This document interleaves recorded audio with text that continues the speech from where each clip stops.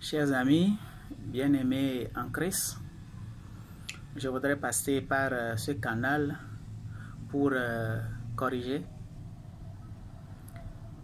une des erreurs qui sont véhiculées dans nos assemblées, que nous appelons à tort assemblées chrétiennes. Mais en réalité, ce ne sont pas des assemblées chrétiennes. Mon intervention aujourd'hui n'est pas basée sur la confirmation non des assemblées qui se font appeler assemblées chrétiennes, vrai ou faux. Je reviendrai sur ce sujet une autre fois. Mais aujourd'hui, cette erreur qui est véhiculée dans nos assemblées, erreur selon laquelle nos pasteurs, des soi-disant pasteurs, affirment que Satan est à la source des malheurs et Dieu ne fait que du bien. Alors si nous nous contentons de cette affirmation, c'est qu'ils sont en train de nous dire que Satan a le pouvoir de décider d'aller apporter le malheur dans la vie d'un homme ou bien des chrétiens. Faux. Ce n'est même pas vrai. Ce n'est pas fondé bibliquement. Alors, si toi, qui es prise de vérité, tu veux suivre, tu veux savoir si Satan a ce pouvoir ou non, prends ta Bible et suis-moi. Je prends le livre de Amos 3, le verset 6. Il y a une affirmation claire là-bas. Sonne-t-on de la trompette dans une ville, sans que le peuple soit dans l'épouvante? Arrive-t-il un malheur dans une ville, sans que l'Éternel en soit l'auteur? Alors on voit là-bas clairement que quand il y a un malheur, l'Éternel même est derrière ce malheur. Quand nous prenons le livre de Nombres 21, à partir du verset 6, d'ailleurs verset 5, on voit là-bas que lorsque le peuple d'Israël a quitté Égypte pour aller à Canaan, dans le désert,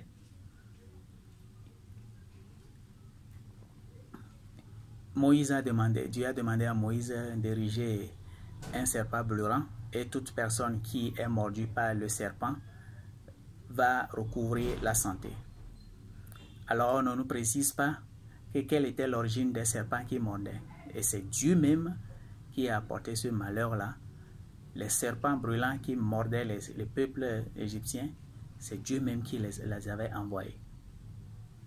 Prends ta Bible, lis Nombre 21 à partir du verset 5. Le peuple a parlé contre Moïse et Dieu a envoyé les serpents. J'évolue dans les livres de Lamentation 3, le verset 37. Nous lisons là-bas. Qui dira qu'une chose arrive sans que le Seigneur l'ait ordonné? Le verset 38 me dit, n'est-ce pas de la volonté du Très-Haut que viennent les maux et le bien? Alors Lamentation 3, verset 37 et 38 me disent clairement que quand il s'agit du bien ou du mal, Dieu est à la base. Quand nous lisons le livre de Ésaïe 45, le verset 6, Dieu même parle. C'est afin que l'on sache, du soleil levant au soleil couchant, que hors moi, il n'y a point de Dieu. Je suis l'Éternel et il n'y a point d'autre. Je forme la lumière, je crée les ténèbres. Je donne la prospérité et je crée l'adversité. Moi, l'Éternel, je fais toutes ces choses. Satan n'est qu'un ouvrier dans la main de Dieu.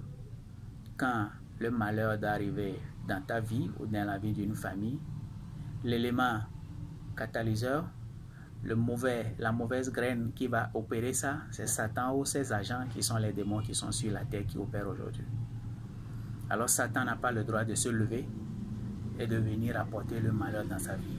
C'est pourquoi Dieu dit, quelles que soient les circonstances, rends-moi toujours grâce.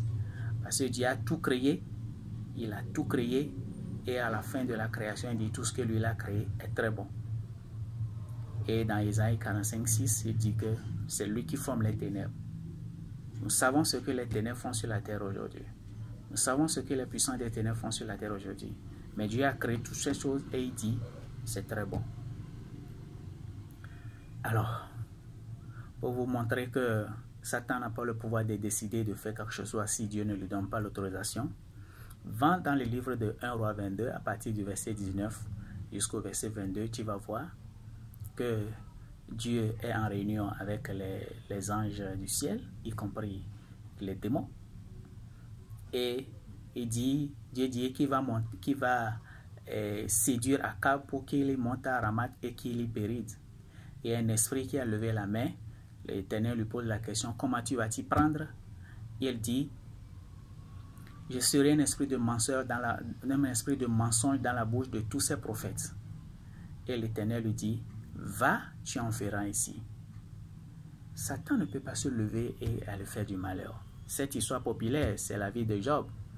Nous connaissons, tous ceux qui écoutent la parole de Dieu savent qu'à un moment donné, Job a été éprouvé. Mais avant que l'épreuve n'arrive, quand vous lisez Job 1, verset 6, la Bible nous dit que Dieu est au ciel en réunion avec les anges. Et Satan aussi est là. Et Dieu pose la question à Satan, d'où viens-tu? Satan dit que je viens de la terre m'y promener. Alors, as-tu vu mon serviteur Job? Satan dit oui. Ne l'as-tu pas protégé? Ne l'as-tu pas béni, lui et sa famille? Est-ce une manière désintéressée que Job te sert? Et là, Dieu a donné l'autorisation à Satan de toucher à tout ce qui est cher sur Job, mais ne pas toucher à sa vie. Et vous voyez tout ce qui est arrivé à Job. C'est vrai que c'est Satan qui est derrière, mais tant que Dieu ne lui donne pas l'autorisation, Satan ne peut rien. Alors toi, mon frère, toi qui rentres dans des assemblées et que celui qui est devant, il se fait appeler pasteur, prophète, je ne sais quoi, qui continue de dire que Satan fait le malheur et Dieu ne fait que du bien, voici, tu as les yeux ouverts. Que Dieu vous bénisse.